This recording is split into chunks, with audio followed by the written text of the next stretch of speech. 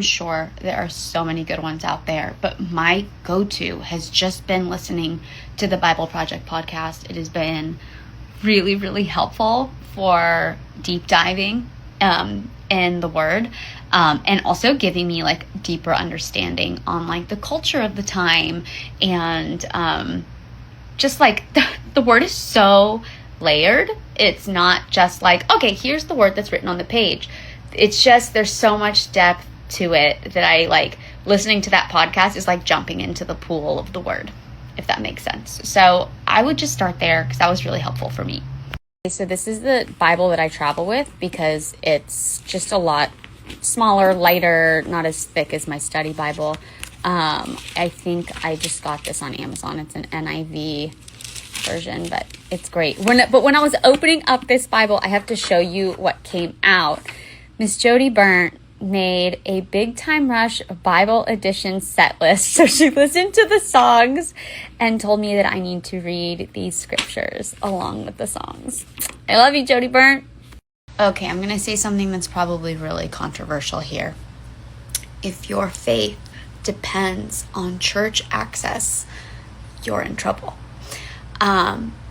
There are some of the most faith-filled people who have zero access to churches in other countries who fight for their relationship with God. Church is important. I'm not saying church is not important. But if your faith is dependent on your church access, I feel like we've missed the point. God, this holy word right here, that is what fills me up. Church is my bonus. That's where I get to go worship with people. That's where I get to go be sharpened by others, hopefully. But it starts with you and God, that relationship right there. I hope that it would be the same. I feel like money magnifies what you already do. So if I was the poorest, I would hope that I would continue to fight for people, fight for their salvation, share God's love, and be a great servant for the kingdom. And if I were the richest, I would hope that I would fight for the people, be a great servant of the kingdom, hope that I can teach people about the great salvation. It would be the exact same. Great question. I just fully trust him. And I don't know when that happened.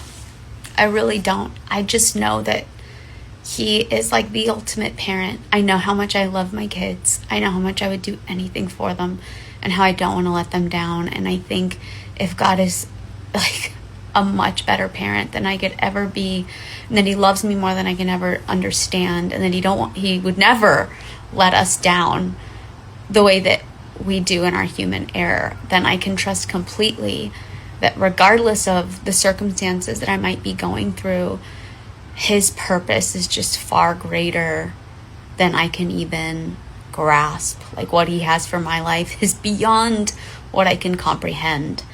And I feel like I just totally let go and trust.